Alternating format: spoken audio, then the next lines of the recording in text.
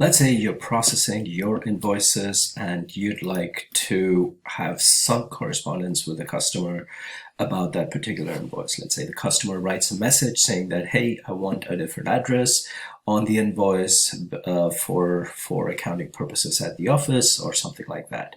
So that kind of correspondence is actually done at the bottom of the document. Well, document in this case is the invoice itself, and I'm able to send and receive messages from the customer.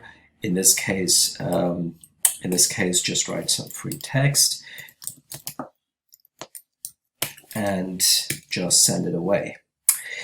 You can also use the editor here, a mail editor, which is loaded with a template tool. So you can maintain templates and you can load those templates, including various variables that are pertaining, as well as attachments that are dynamically generated by the system in real time pertaining to the specific document.